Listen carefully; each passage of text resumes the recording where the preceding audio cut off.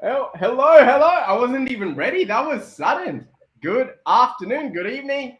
It is Friday. Woo! Guess what? I am extra excited for two reasons. One, it's Friday, and I get to see my beloved colleagues, my team members, my brothers, my work family on a Friday, which is really exciting. Nothing better than that. And the second thing is I get to share with you guys something amazing, a new topic, right? This Friday is special because the long weekend's around. Hopefully, your vaccinations are in line with your dogs and you can go out for a picnic. I hope everyone's doing safe, is being safe. Everyone's had a decent week. We're almost out. We'll be able to be out and about and see friends and family in person. So I'm really, really excited. This is a special Friday, the long weekend Friday, Ray of Hope Friday, if you will. So guys, tonight's topic, Friday Night Live's topic, is going to be the art of deal making. I think Marc and Sean would agree with me. The problem is never the buyer or the deal or the property or anything. Whether you're buying a business, whether you're buying real estate, there is an art to do this. You cannot enter a transaction where you want to have it all and think the other person's a sucker. That just creates friction and you waste time. You don't get anything out of it, right?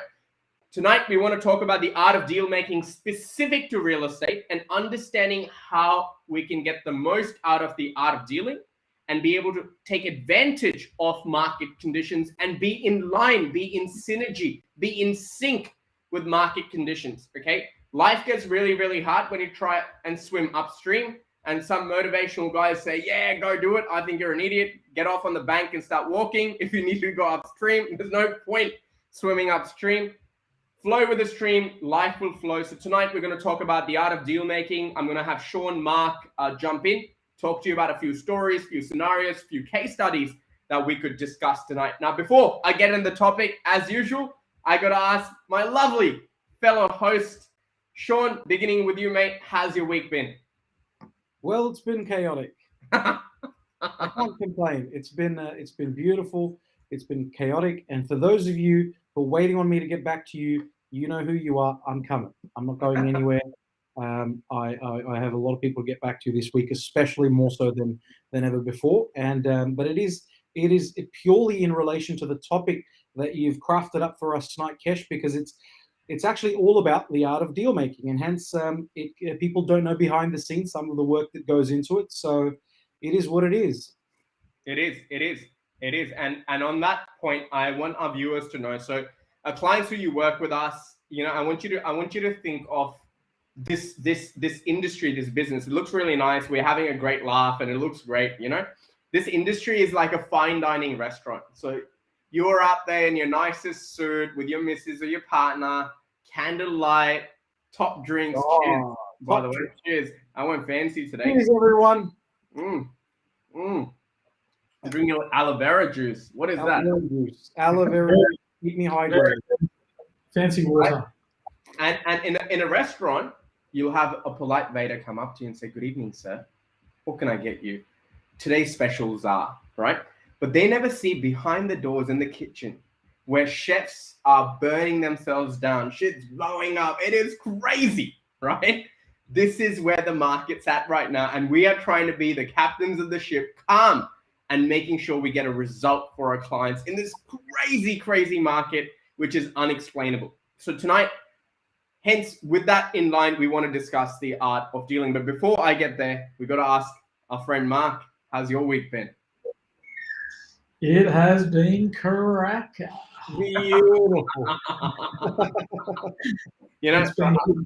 Boys, I've got some trivia tonight, just a real quick one. I'm going to give you some front trivia. Oh, yeah. We're guaranteed two things in life. What are they? Death and taxes. Yes. Boom. There we go. We want to hear another question. Give us another one. Every week there'll be new questions. But I'm going to test all of us. I love it. Well done. Let's do it. Let's do trivia, and then at the end we got our rapid rounds. All right. Yep. Done. That's really good. Sean, were you going to ask something, or do we get into it? And before you get into it, how was your beautiful week, champion? Mate, I have had an incredible week. I've and the credit here goes to the lovely people I have come across. I must say, in this industry, you come across lots of people from all walks of life. Some you don't want to come across, but I can tell you this week, every person I've sat with has been just the most beautiful soul, has been the most incredible meetings. They have such amazing life stories, and they're so driven to be able to achieve what they want to, and that is all it takes. If you believe in your heart and you're driven, you will find a way to do it. So this week's been really great. From a team support, I'll give a shout out to Sean. Mate, Sean's looking crazy because, mate, Sean's doing so much stuff behind the scenes. And he's jumped in and helped me out with so many things in this whole crazy world, going above and beyond, talking at 9-10 o'clock at night. It's been incredible. So I feel blessed this week, actually. That's how I'm feeling ultra blessed this week, that things are going well and things will continue to go well, because I don't care whether the half is half empty or full. As long as you drank the water, we're winning. Nice. So coming to the topic, producer Anna, can you share the market cycle? I want to introduce this topic to everyone, explain what the market cycle is, what it actually does.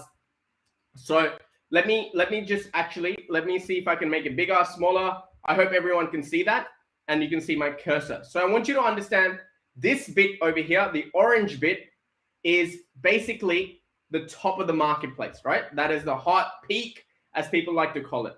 This over here is bottom of the marketplace. This over here is the trough or flat market, and here is a rising marketplace. Now, there's a deal to be made throughout the marketplace. The most ignorant thing you can ever hear someone say is, oh, I'll buy at the bottom and sell at the top. Mate, I don't care if you're Warren Buffett or Jimmy Buffett. No one's predicting that stuff. No one is, right? I'll tell you what, there's some signs to tell you where you're sitting in the marketplace. So why does the market cycle go around? And to understand the two types of markets in Australia, the cyclical markets and independent markets, but I'm not going to go into that tonight. Tonight's about deal making and understanding what to do in every slice. I've divided this into 4 pizza slices for you to understand. Now, at the bottom of the market, in a cyclical market, there can be only 2 reasons to be at the bottom of the market, right? The first reason is there's more properties than purchases. So property developers, builders stop producing real estate because the sales guys can't sell anything. And they just go, mate, listen, we're going to go out there and start land banking because there's blood in the water. And we will just not build any more real estate till the real estate we own gets absorbed. Now, at this point, what starts to happen is slowly the real estate starts to get absorbed, and then you start to see a rising market. That used to be a normal property cycle. Now, property cycles cannot, very, very few cyclical markets. I think no cyclical market at the moment is oversupplied, specifically in the housing market. When you're talking about freestanding homes, there's a massive shortage because of COVID. So some of you are wondering, oh, why because of COVID? Well, mate, to develop a block of land, to connect it to do the earthworks, connect it to sewage, electricity, all of those sort of things, a water connection costs money and it costs trades. When there's been a massive blockage of people buying land and being able to lodge DAs and construct, there's a waiting list for people to come through. Then you marry that to low interest rates, you marry that to government grants, you have built a pressure cooker. You have literally built a pressure cooker. So the only time you will see Sydney or Melbourne or Brisbane correct in the near future is when we reach the affordability median. Now, what does that mean? Let's say Marc and Sean are out in the marketplace looking to buy a property. And I say, hey, mate, you want to buy this house from me? You got to pay 1.3 million. Marc goes, no problem, I'll pay it. Sean goes, I'll go 1.45, no problem. If I suddenly, eventually, for the same property, start asking 1.8 or 1.9 million, Marc and Sean will literally turn around and say, mate, look, I don't want to tell you your business. This is your property. You can sell it however you want. But I literally cannot afford to pay any more than what I already have. So what will start to happen is sellers will have to meet the maximum budget that the buyers can afford to spend, and the market reaches an equilibrium. There's never a crash. Okay, so properties went from $500,000 to 1.1 million, riding the wave. And then from 1.1 million, they corrected to 980. From 980 now, the median house price in Sydney is about 1.3 million, and it will continue to go. So the first bottom will always be lower than the next bottom. Now, where people go wrong is this. On the right side of the quadrant, where the market's correcting, there's blood in the water. So you can get massive discounts, 10, 20%, a lot of vendor discounting, so on and so forth. You can crack a deal. But in every deal, you got to understand as a deal maker, there's a trade-off. On this side of the quadrant, when you get a 10 or 20% discount, the reason you're getting a discount is because you're trying to predict how far this property is going to correct into the future. So if you want $500,000 for this, maybe I'll buy it for 430 or 450 or 480 because I know it's going to correct to that point. Now, the problem on buying on this side of the quadrant in an average market cycle of 12 to 14 years, what happens is when you buy property here, the market sits flat for 6, 7, 8 years. And often you see people complain saying, oh, I bought a property, didn't really do anything, blah, blah, blah, because they're amateurs. If you want to buy a property on a discount, the trade-off is you got to wait 6, 8, 10 years before you get to see an upside. Now, in a rising market or a hot market where clearance rates are 75, 85% and above, what happens is all the good real estate gets sold very, very quickly, and very little real estate comes on the market. On a weekly basis, you start to see prices move up. So you got to be very careful in this marketplace where you got to act quickly. You got to buy for position, and you shouldn't be taking the off cuts. And I'll get Sean to jump in and talk about that a little bit. So what happens is where the problem arises, where people don't end up making money, is when the market's over here, they're looking for discounts. And when the market's over here, they're looking for a boom. That's not going to work.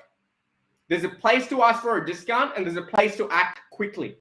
Now, the advantage on being on the left side of the quadrant, in a 12-year market cycle, 8 years of the market just sits here in this yellow to green, where the market's sort of flat. And this bottom to hot is usually between an 18 months to 36 months journey, where you suddenly see $600,000 property selling for $900,000, $900,000 property selling for $1.5 million. So if you're an investor who's trying to make deals, the art of deal making is to get in line with the marketplace. And today, if you're trying to get into the marketplace and you're not being able to, that is okay. If you're going to find something that is a little bit off registration, and if you understand the dynamics, that is okay. Because I don't want a weird block that I can't build on. I'd rather wait for the right block that I can build on. And the best part, I don't have to pay anything, any interest to hold that real estate. Okay, everywhere and every suburb does that work? No, it doesn't. And I completely agree. But if you understand what you're doing, you're working with a team, you understand the macroeconomic factors, the microeconomic factors, the behavioral nudges, we can see this happen. We can see this happen. Now, producer Anna, if you can take this away, and I'm going to take my conversation to Sean and talk about deal making. So Sean, tell us a little bit on the ground. You're there sitting with the acquisition team. You're there helping our clients. Tell me where people are going wrong in deal making in this sort of marketplace, and what they should be looking out for, how they should be thinking from a psychological perspective, and how should they be approaching real estate really at this point? So real estate, first of all, always depends on, unless you're a specific type of investor, which is a more advanced level developer or a higher level investor where you've got a bit more of a risk appetite, your approach should always be at least a 3 to 5 year horizon. And if you've got a 3 to 5 year horizon and you're looking at saying, okay, the last 18 months has been good. Should I wait for the next crash or should I be getting in? Well, history and data always points to saying that real estate, no matter how long the boom phase goes for, or how long the correction phase goes for, where the amateur investor, where the mum and dad investor goes wrong, is they focus too much on current events. So when you're looking at current events, for example, today Gladys resigned, right? Now, love you, Gladys. I'm gonna miss you, Gladys. and for example, this becomes now a current event. So current events like, okay, wait, so what's going to happen? Is there something going on? Macro-prudential lending changes. Oh wow, does this mean that property is going to crash now because there's a lending environment that's different? And people go, oh, Evergrande, what about the banking collapse? That's going to kill everything. Now, here's the reality of the situation.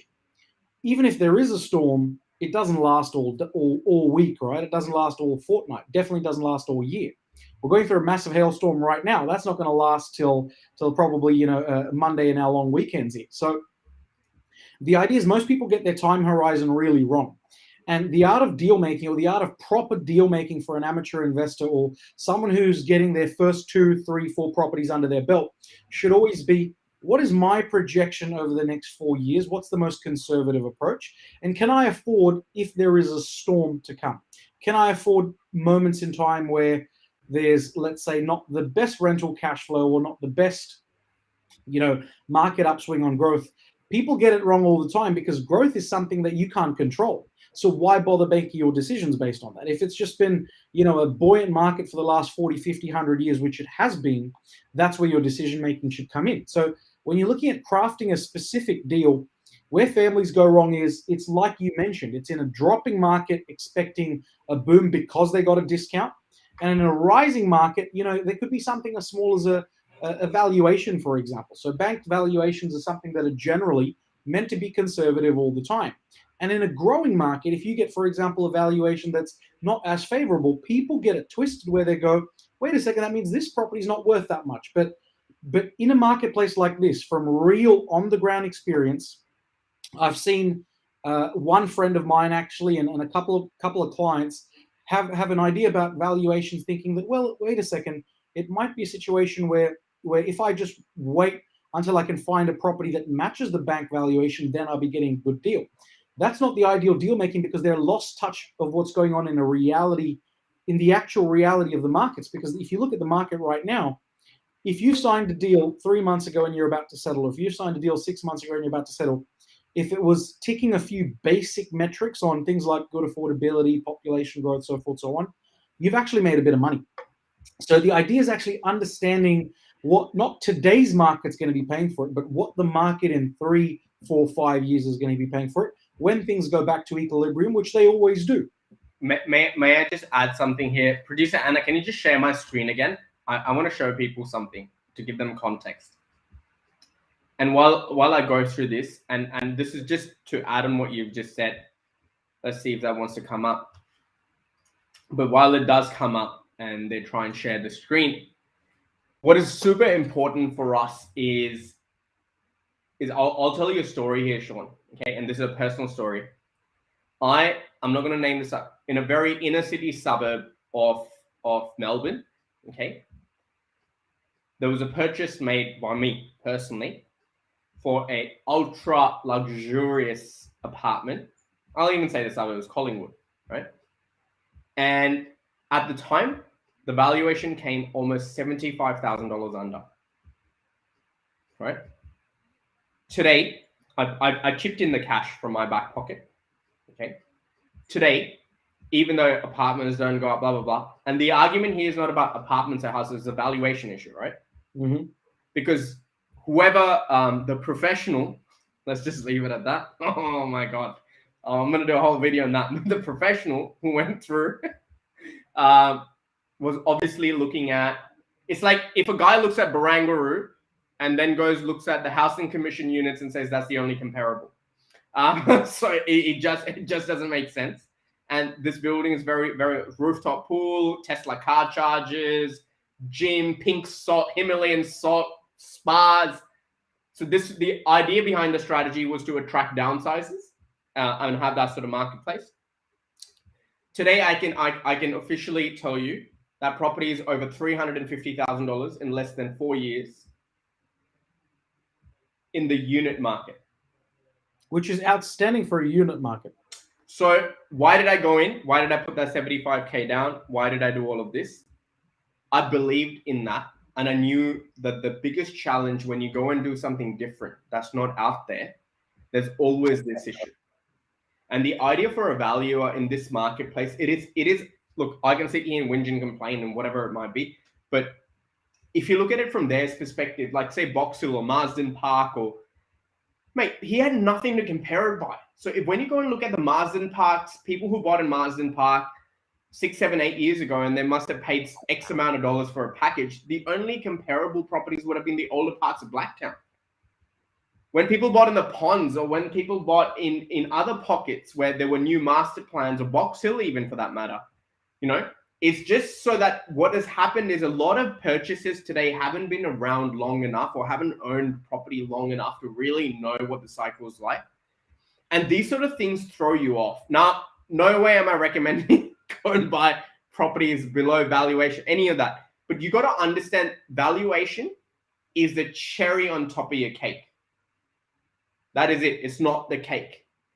If your cake's recipe is right, the outcome will be okay. So I don't know, for some reason it's not popping up, but I've got a really, really good slide here where properties in Castle Hill and 45 years ago were selling for $6,500, and I'm pretty sure they would have had valuation issues. The valuer at the time could have not predicted that today properties in Castle Hill would be $2, $3, $4 million, right? And Sean, just doubling down on what you're saying, if you can't have a long-term vision, then you're a speculator, man. You're better off betting on horses or cricket or whatever. Exactly. Don't buy real estate. It's not for you.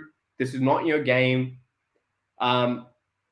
Because when you look at the larger scheme of things, you're betting on behavioral economics. Am I buying a property today that a 15-year-old today, when they're 30 or 32, would pay $1 million or $2 million more than I did? And why would they pay that $1 million or $2 million? What would be the next 35-year-old? What industry would be growing? Who would have higher incomes? And what do high income people get attracted to? So that gentrification conversation, right? So in the art of deal making in this market right now, personally in my situation, I can only speak for myself. I'm someone who is aggressively buying as much as I can. For me, the most important thing is position and proximity to profit, let me call it. There's some fundamentals that we teach our clients, and make these sort of things, whether the property is $5,000 off or $3,000 off. Mate, no one complains when your property's valuation comes. You like, mate, we know people who've held an off the plan house and land for like 2 years and got $200,000 above their purchase price. And yes, so in that market, so in that example, right there, can the seller then say, I need 200 grand more now? Pay me 200 grand more because your valuation's 200 grand higher? No. And that's the game, right? Like, that's what developers do. Option contracts, put and call options. Like, it just gets there. So, and that's the problem. The problem is when you have an amateur mindset and you want professional outcomes, you're not going to get them. It's just not going to happen, right? You got to put in the reps. You got to understand where the market's at, what sort of deals you're making, and time is of the essence here. And if you look at any successful person in a deal, you got to create the best situation for yourself that saves you time. It's not about saving money. It's about saving you time and buying position.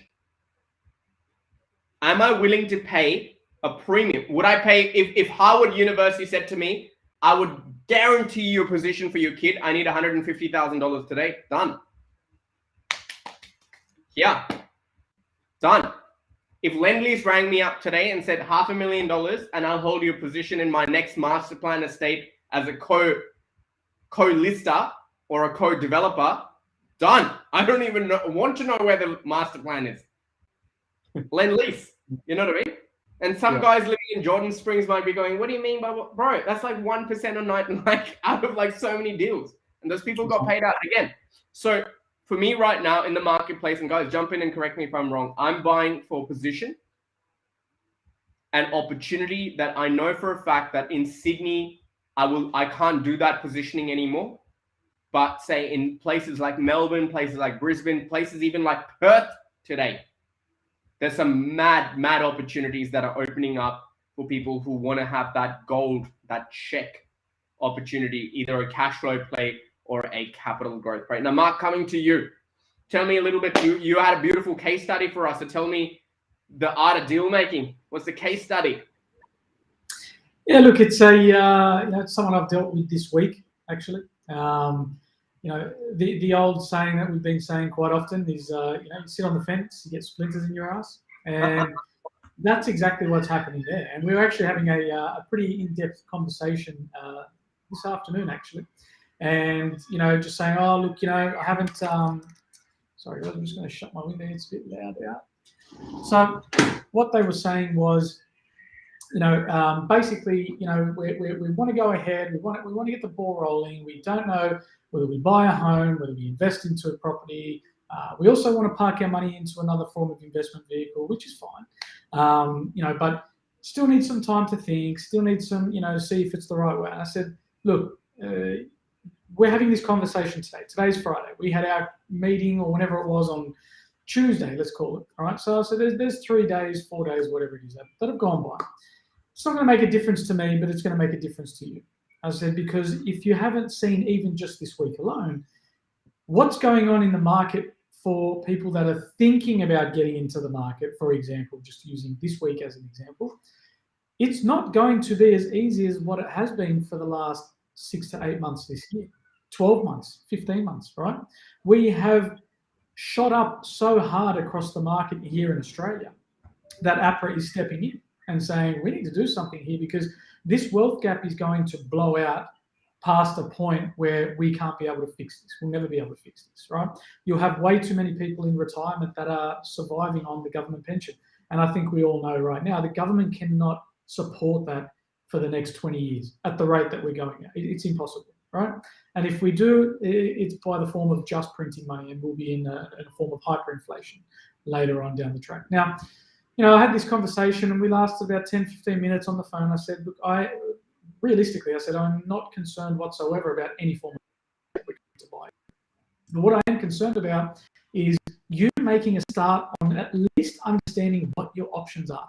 Because you can't look at property without knowing what your game plan is. You can't do anything in life without knowing what your game plan is. Because I'm sure we've all done it before. We've all been young. We've all jumped, balls deep into things before and said, yeah, I'm going to give it a crack, and whatever happens, happens. And look, when you're young, you can get away with making mistakes. And, that's another thing I want to mention as well, is that so many people are afraid of making mistakes because, yes, in real estate or any form of investment, these are, I guess, to most people, or let's say mum and dad investors, mistakes that can cost you a decade, mistakes that can cost you your family, your wealth that you already had built up over the last 20 years. But I think if you, do your research, do your understanding, partner with people, whether it's us, someone else, who cares, right? But partner with someone who does this for a living or does whatever it is that you're interested in doing.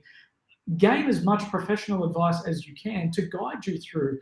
Yes, you know that you're going to come to hurdles along your way. It's inevitable. We all do. And we're going to come across more and more and more as the next 100 years roll on, or however long we're going to be alive for together, right? These things are, when I was young, I used to think that when you had something lined up, that's it. It feels good. It's cracker. Bullshit. That's wrong. That's the wrong way of thinking. You've got to be diligent enough to know that you always got to be on your toes, not manifesting a problem, but knowing that if a problem does arise, you can handle it accordingly. You rise to the occasion. Right, exactly. And I guess on the back end of just this conversation this afternoon, I left the phone call just thinking to myself, what people don't understand is that they, in their own mind, they feel as though the world is stopping for them. Stopping for them. And I said, I don't care whether you come on board with us or not. It's up to you at the end of the day. And I said, let me tell you one thing. The market doesn't care for me, certainly doesn't care for you, not waiting for anyone. And if you think now is a time where you decide, is it going to cool down? Do I get in later on? That won't be your issue from an affordability point of view. Your new issue now is going to be prudent lending restrictions that are going to stop you from getting something that's affordable. So you're always going to be against your back will be against the wall every single time, every single year. May I share something? And it might be a little controversial, but in these situations, this is how I assess things, right? When I bought my first investment, I had mates say to me, oh, this and that and blah, blah, blah. I'm like, look, mate, it's 75 of my money, 450 of the bank's. You know what I mean? And I said, if it really goes bad, I will earn $75,000 back in my life because I have the talent to do it 100 times over. Today, and this is not arrogance, you could take away everything I've got and I'd build it faster, quicker than I ever did before. What took me 11 years to do will take me 6 months now. I've got the lashes on my back. I know where stuff's screwed up. But I'll tell you something. Whenever I'm in situations like this, personally, like I've spent time with family and friends. Forget like the outside, like people like close to you saying, mate, just do this, right? And then I realized, I'm like, in the future, these are the people who are going to be my tenants. These are the people that I'm going to have highly experienced people who are working till 85 years old, and I'll have employees. Great. So for me, it's always a good story. And I go, if everyone really followed through, if everyone really did, we would be living in a very different world. And there's some people who do and some people who don't, and which is okay. It doesn't change my life or your life or anyone's life. Our job, I know we get really passionate about it, is because all of us on this screen today, on this Friday Night Live episode tonight, have seen good days with real estate and bad days with real estate in our own lives. Yet, when you look at the average, it's all been worth it. And it's a mindset thing. It's not. These are the same people who would give up on marriages. These are the same people who give up on their kids. These are the same people who give up on a job. Yeah, the boss was shit, and then the leads weren't good, or the culture. No. You are solely responsible for your successes and failures, my friend. And just to say something as well, another conversation I had earlier today as well, with someone who questioned us and said, why would I go with you instead of someone else? And I said, you don't have to. Firstly, you can do whatever you want in life. But when you deal with someone, when you're taking some form of expert advice or guidance, make sure as a non-negotiable, and it should be the first, box to tick on your own personal due diligence of engaging with someone. Are they personally invested into what you're looking to invest into as well? Because if they're not, of course they're not there for your best interests. But if they are, well, I mean, for me, I see it as though, you're right, Kesh, we have all experienced good times and bad. We all own real estate. Now, that's, for me, enough to say I would invest with that person, because they're not going to put me into something that's going to go bananas over the next few years and then completely crash. They're going to put me into something because they want to keep doing business. Forget that. All right, let me ask this person. I've got a few questions for this person, and we're going to role play this, right? And this lesson is not to bag people out. This lesson is a mindset lesson. This is a lesson that I used to be on the wrong side of the mindset, and switching to the right mindset has served me so well, and I just want to share with the world, right? First question to the person. Do you think when you walk into CPA or ANZ, the loan broker or the account manager gives a rat's? All they know is they're going to write you a $500,000 $1 million loan, and they're going to get a fat ass bonus, and they don't know what your investment goals are.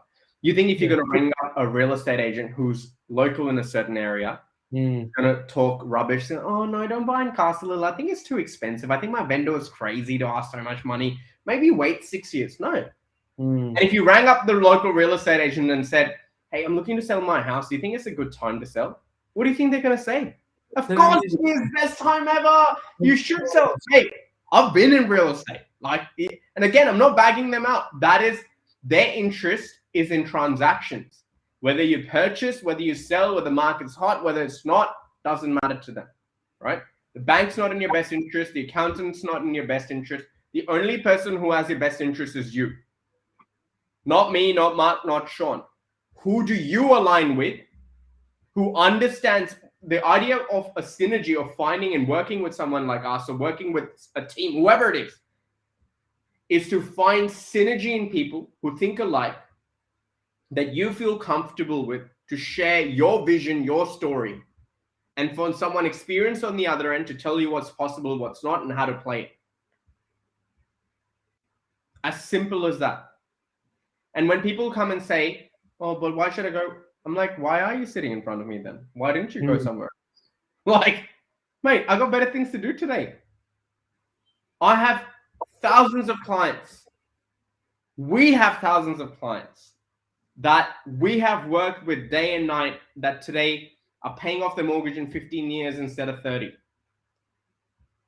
Started with nothing, have 3 properties. Properties have outperformed their super any other investment method. And I love when people go, "Oh, I'd like to diversify in other things," and they've got savings of 100,000. Mate, like I'm not being classist here, buddy. You got $50 in your pocket. You're not going to Louis Vuitton. You're shopping at Lowe's. Yeah. Pick. Yep. And if you like shares and you wanted to diversify, why is it sitting in the savings account anywhere, mate? You should have come to me with 150 sitting in the share market saying, "I played this game, brother, and I need to diversify now." You've got $100,000 sitting in a losings account, and you're sitting and going, "But we would like to park it another." And do you know what annoys me? They know for a fact that they can't. And they're just sitting there wasting the time. They got to understand our business is not a sales business. I don't care. What I care about is when someone comes to me, can I deliver them the outcome they desire? Can I give them the reality of the marketplace? Can I use our experiences, combined experiences together to give them a solution that will serve them, that will help them execute their own vision to the best of their ability? Yeah.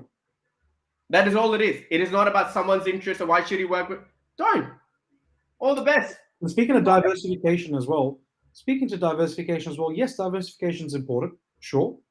But I think Andrew Carnegie also said, if you're going to put all your eggs in one basket, just make sure you look after that basket. Mate, and that was really well said. And I always say this to people. What is your circle of competence, right? Everyone has a circle of competence. Now, if you ask me about heart surgery, I don't know nothing. So I'm not going to sit here and debate with a heart surgeon about of Googling and YouTube and watching 3 videos. I'm not going to go and haggle a heart surgeon and say, "No, you don't know what you're doing."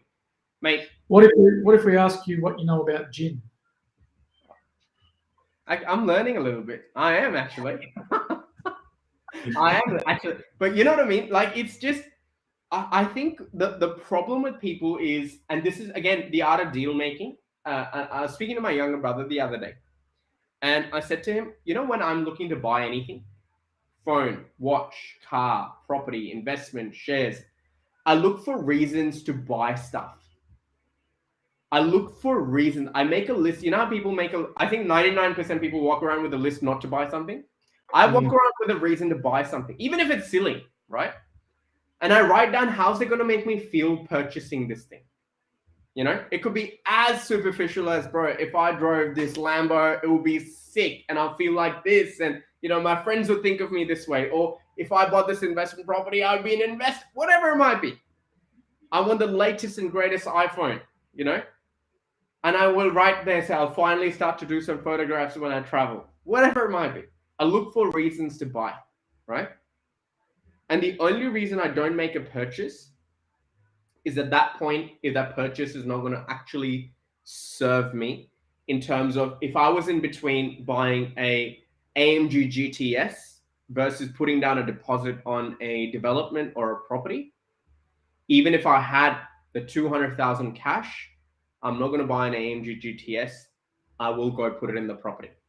I will delay my gratification. Finance, then we'll just 100% finance the AMG GTS and still get them both, baby. But I reckon, the problem, I think where the deal making is going wrong is when you have an attitude saying, I want none of the risk, I want all of the reward. Yep. But I don't want to change my lifestyle. And I also want this, and I also want that. So I'm like, you got to come up with a VR headset, and you just got to go in that world, play GTA 5 if you want to, and do whatever the hell you want. This is real life, buddy. Right? There's a price to be paid. Either you're willing to pay it or not. You don't get to the top 1% by dilly-dallying, wasting other people's time. And I'll tell you what, it's not even when wasting our time. They're wasting their time. They're literally sitting and wasting their time. And I can't tell you the amount of times I've come across people that have just... How many times have you guys heard, Sean, I will wait when the market crashes. Countless times, and all of them still don't have any property. And how many times have we experienced? Even the GFC wasn't a crash.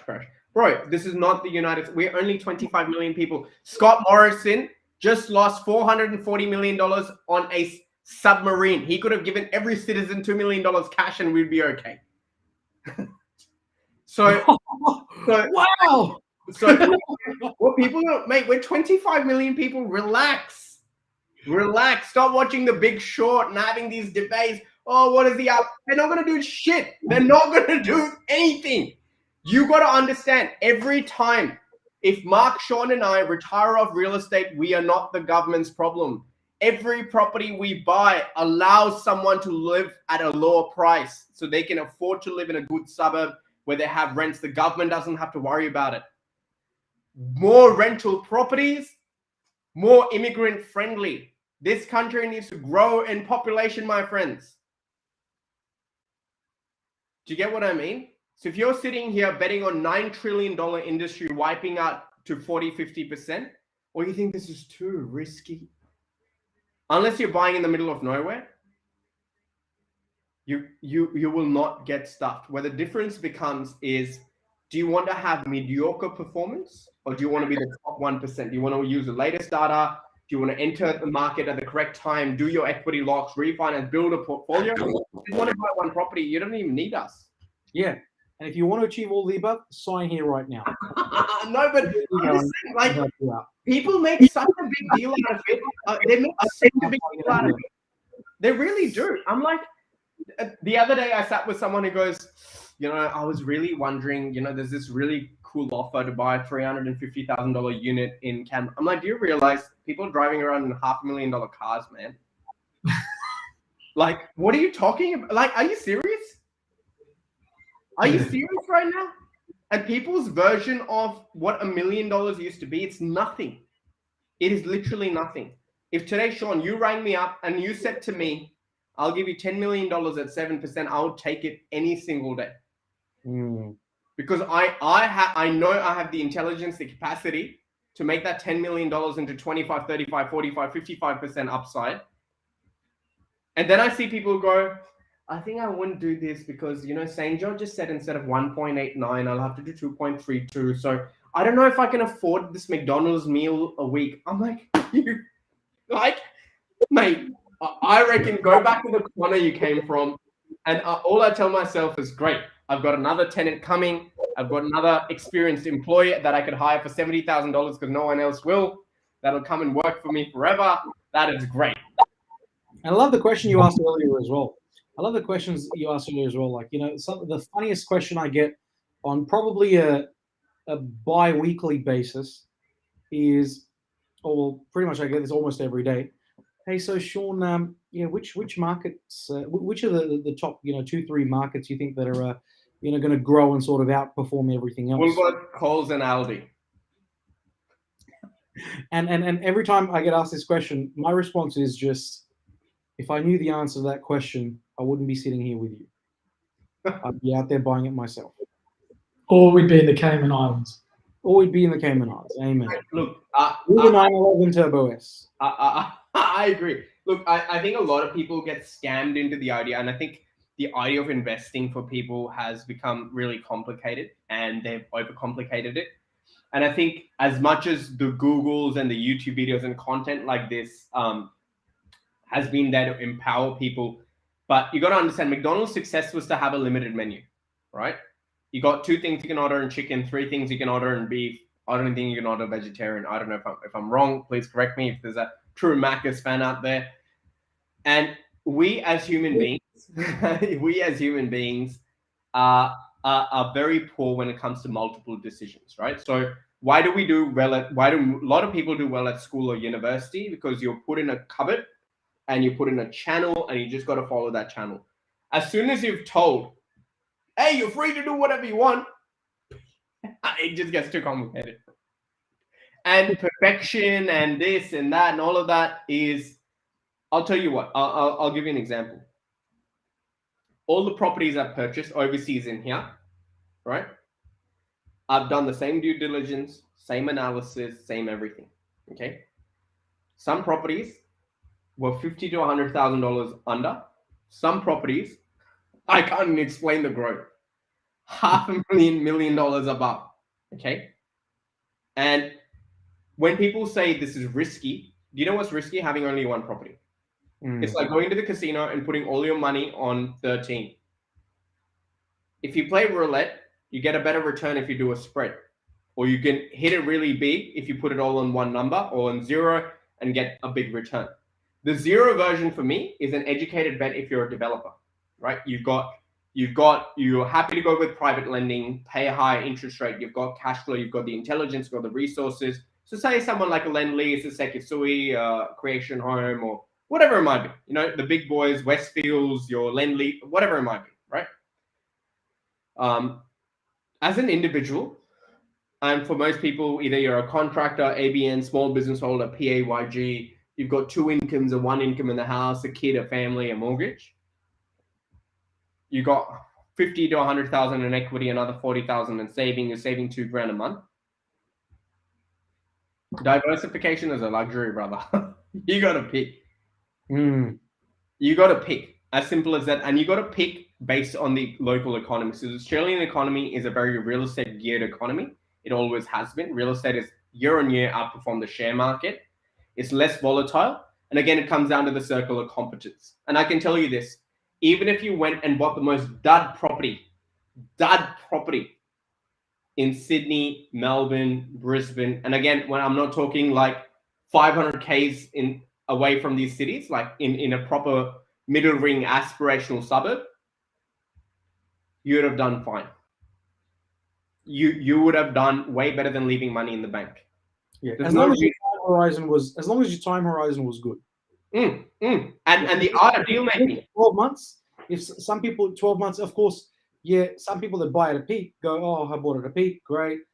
But then what you're doing is, yeah, if it corrects, that's fine. But it was always part of the game plan that you weren't going to be there only for 12 months. So we've already debunked the myth that timing the market can't be done, right? So that just doesn't exist. Because if a market's on the way down, you think you're really going to have the courage to buy? No, you won't. You know who's going to have the courage to buy? The three of us amigos here. Bro, I'll tell you what. I'll tell you what. Okay, I bought on the peak of the market, and I knew the reason I bought for position. I knew the property is going to correct by $80,000 or $100,000, and I knew that I have to hold this property for 6-8 years for it to come back around. But I got a discount up front. But I bought for position. Right? You cannot replicate that sort of real estate ever again. Right? You cannot just do that ever again. I bought at the bottom of the market. Right at the bottom of the market, and I've seen stupid money come around. I bought at a point of a market when neither have I seen growth or rental growth. No capital growth, no rental growth, right? For a very long time. For even me being a very patient person in real estate, well, I tell people when you buy two properties, go get a hobby. Stop fidgeting. So if you haven't owned a property for 10 years, you're no one to judge it.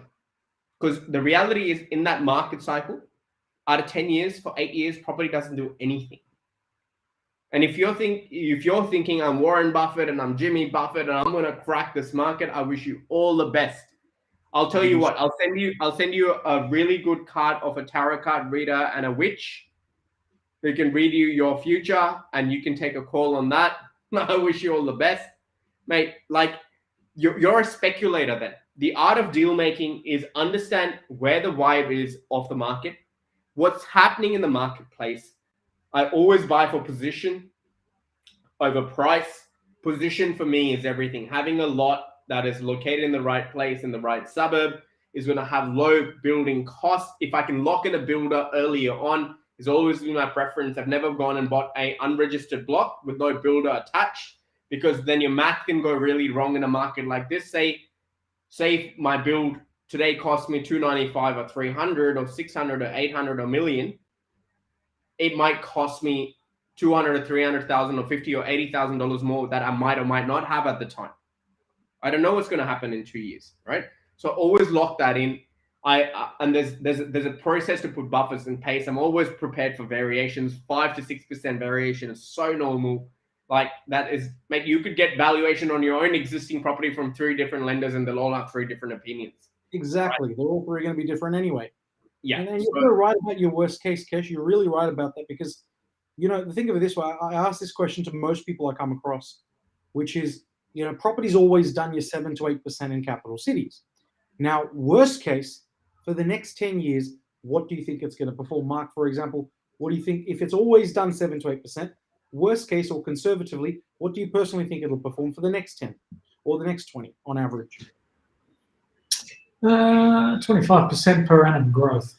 Okay, cool. Kesh, what do you reckon worst case? So for me, I always work out my worst case, and I've got a science behind it at about 5% per annum. Usually inflation is 2 to 3% per annum. So I always go, I just want to be above inflation. So 2.5. So if Sean or Mark had to build the same property, bricks, concrete, labor is going to cost a little bit more.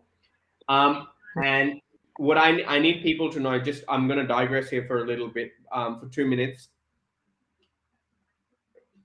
The idea of you got to be older to make money is disappearing in this generation here.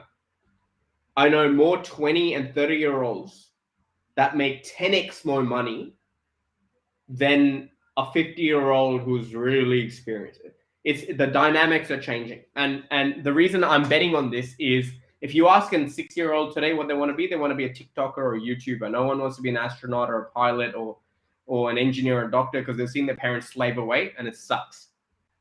People love freedom and freedom to create. Like we enjoy this. We actually do. Like this is a release for us to be able to share information freely with our friends, family, fans, clients, whoever it might be. And for us to be able to hang out together and nothing restricted. We speak from the heart on this platform here, right? The next 10 years is going to be very, very different.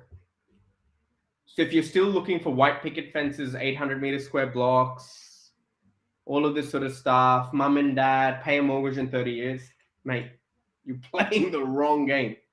You literally, I remember growing up where my friends were told, if you played video games, you'd be an idiot. And today I know people who make $5 million a year playing video games. Yet, these idiots will spend 15, 20 years. I'm one of those idiots at university, get a master's degree, do all of this, and none of these guys will guarantee you a job. And if the formula to success was to spend 25 years in a formal education that doesn't teach you any of this, nothing. I did a master's of finance and they didn't teach me this stuff. I don't have $1 billion, mate. I'm not going mergers, acquisition. That is not me. That is just not me. Right? I'm shirt, sneaker, and jeans. That's who I am. I like to dictate my times. The most valuable thing to me is my time. Because that's one thing, no matter how much money I have, I can never buy back. Right? So I want freedom, and more people have realized that. And today you're getting rewarded for those sort of things. Today we have Apple Fitness Plus, which is really competing with your F45s or Anytime Fitnesses. You have streaming platforms like this that are taking off. YouTube is the new Foxtel. Foxtel was the new radio. Do you get what I mean? And even in real estate, you're going to start to see trends. If Sean said to me, I'll get you a cracking deal on a 1,000-meter square block, I don't want to maintain it, man. Are you crazy? I don't have time. I don't. Would I buy a 1,000-meter square block with a shitty house on it? 100% I would. If I could put another $1 million and do something with it. If you're someone who's just starting off, don't overcomplicate it. Understand the energy in the market, at what pace you're at. If you're entering the market right now in the next 6-12 months, before APRA and all the other monkeys jump in and the media comes in and your mindset disappears, that's the problem. It's not the property disappears, not the deals. Your mindset disappears. Always remember, Marc and Sean, we need tenants and we need experienced employees in the future. And there has to be a section of society who will fall in that category, and that's fine. And if there are 100 people in the class, only the top 10 can be in that first 10 ranking, right? Not 99 can't be. And the only difference between the top 10 and the others is the top 10 were willing to do something that the others weren't. Exactly. Simple as that. They were in line with the market. They knew the sort of deal they had to make. And if I could go back today, I really was speaking to my nephew the other day, and he got into a really prestigious university, and I said, mate, if I could go back and do life again, I wouldn't go do my MBA in finance. I wouldn't have done my bachelor's commerce accounting honors. I would have taken that $300,000, $350,000, gone to a very wealthy man and said, I will pay you to come to work for the next 5 years, but let me shadow you. Let me learn your language. Let me see how you deal with the banks, with clients, with employees, because I can guarantee in 5 years, you'll be in a position that your parents can't even fathom.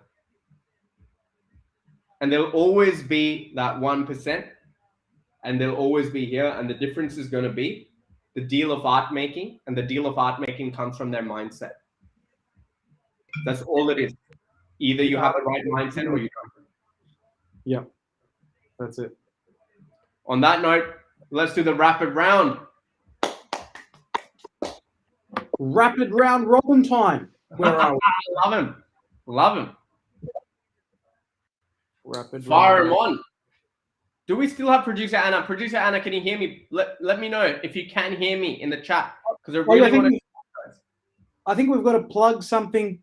I think we've got to plug something real quick before we. Yes, I love little plugs. I love guys here, right here. It's gonna pop up anytime soon, any minute now. Before I do the plug, this is an example. So this is a property in Castle Hill, right? Block selling at $6,500, only deposit $300. And today, a similar property, similar age, is selling for $2 million. And the reason I wanted to show you guys this is if I told this guy here 40 years ago that, mate, your property that you're buying for $6.5 million will be worth $2 million, because $2 million wouldn't mean that much, this person would have laughed in my face and called me a scammer. Because this poor lad didn't understand the fundamentals of the world of real estate, of how real estate is guaranteed to keep up with inflation in capital cities and cyclical markets. How real estate is the highest earning performing asset class in a country like Australia. And how real estate replaces the shortfall of manufacturing in this country. How real estate is a government problem, and how real estate, people who retire on real estate, helps the government get rid of the dole bludgers because they like people who are independent. So when you buy a real estate deal as an investor, you get rewarded for it. Scott Morrison goes, mate, here are your tax returns. Thank you very much. You're no more a cog in the economy. You're my business partner. So you decide whether you want to be an employee in the economy or you want to be a business partner.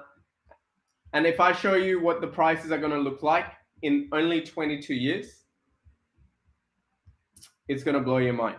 So on that note, producer Anna, if people want to know more details, come on, let's do a plug. Let's stop sharing the screen. More details on high growth asset selection. Hit us up with it, Anna. Hit us up with it. I think we're having some tech. It's that 1 hour mark where everything starts to fall apart. For some reason, everything starts to disappear. Our information, but I reckon people just froze on this. They were just like, look at these numbers. Mate, how many, if I today, Sean, we could be buying stuff in Castle Hill. Look at that. This is a weekend special, 6 elevated Seward blocks at nearby estate price for below $6,500. $300 deposit. Look at that. Only $300. Wow. Mate, imagine this is what real estate's done, and people go, oh, I don't know, maybe a crash is coming. I have to run my numbers on it, yeah? Brother, you got to hit the numbers like a marathon. I need to digest the numbers. I need to digest them. These numbers are amazing, but let me digest them, and I need to play around a little bit with it, you know? You know, the only thing you need to digest is your mindset in that situation. Mate, if you sit on the fence, all you're going to get is splinters in your ass. This is real evidence right here. That's a 3 1-1 727 meter square block. 40 years is nothing. If you're 30 years old right now, you buy a piece of real estate and it goes from $6,500 to $2 million. I reckon, I don't know, if someone's a math genius, I didn't work this out. I'm pretty sure this is Bitcoin performance or better. This is to the moon, brother. This is to the moon performance. On that note, guys, producer Anna, are we ready to do a plug? Guys, whoever is keen, whoever's wanting to learn, whoever wants to know more and wants to know a step-by-step process on being able to do the masterclass, to understand a step-by-step process of how this world works, where Marc and Sean and Kesh can come here and talk about it so positively, you can watch this on demand. High growth asset selection masterclass. Sean does it himself. Excellent. That is really good. Sean, we got, you know what? We gotta maybe make you do one of them live, like interactive. We'll do them once. We'll do a whole Friday night live where you just do the Friday night masterclass. Marc and I can be your students. That'll be excellent, because I would love some really annoying questions during the process as well. And speaking of annoying questions, guys, yeah, everyone's going to crunch their own numbers, and I encourage you to do so. So definitely check out our high growth asset selection masterclass. It actually is perfect for the topic today, Kesh, which is the art of deal making. And just to quickly wrap up with some rapid round robins, ladies and gentlemen and ladies, just so that you can get a nice inside scoop of how we think and how we feel, so that you can get a bit closer to your top team of strategists in the country. Gentlemen, Mr. Marc Vettori, Mr. Kesh, the Cashman, what are your top 2 favorite movies of all time? Let's go. Oh, it's really hard. It's really hard. We're only going to limit it to 2. Don't list 10 and say you wish they were all the 2. This is the challenge. Only 2, baby. Let's go. I think me and Kesh are going to have one of the same. I'm gonna answer that for both of us. Personally, I hope I'm right here. The Wolf of Wall Street. Wow! You know what? People misunderstood that movie. That movie wasn't about debauchery or womanizing or being a scam. The movie was about determination. Yes. And I condemn people's behavior like that. I don't think you should give people false information. But man, that guy really pulled it off. Like, wow, that was resilience at a next level. I agree, Marc. That is one of my top favorite movies. I've got another one. I don't know if Kesh agrees with me on this one, but for me, it's always been Inception with Leonardo DiCaprio. That's really, really good. I like that because it makes me think. Usually, I fall asleep when I watch movies, to be honest.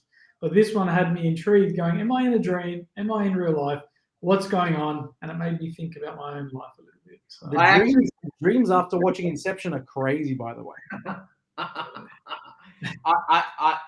Look, I'm going to do, so one's Wolf of Wall Street, for sure. The other one is Wall Street. That is from 1987. Wow. And I just want to add, I know it's only 2. The third one is a Hindi movie called Guru. Which was on Dhirubhai Ambani and his hustle. So that would be in Hindi version of a movie that I really like. But if I had to pick 2 really popular, take it home. If you want to watch a movie that's about mindset and success, you got to watch the 1987 Wall Street, Gordon Gekko. You know what it is. You know what it is. That's what a top player does, and performs that from a mindset perspective. And if you just want to have fun, like eat popcorn and watch a silly movie that is motivating, Wolf of Wall Street for sure. But bro, like in a Hindi movie sense, Guru, really, that movie for me that's fire. I mean, I might be wrong, but assuming it could be the Indian version of the Wolf of Wall Street. Am I right? Yeah, it's more of a humble road to the top. Nice. Humble and hard work. And it's a true story about one of the richest, I think is the richest man in India today. Well, his kids are. Nice. Yeah, a very, very grinding road to the top. But this was a really hard question because there'd be Godfather and there'd be so many other movies and like like Django Unchained. I don't know. Oh my god! I love Django Unchained. That's me all day. Shout out.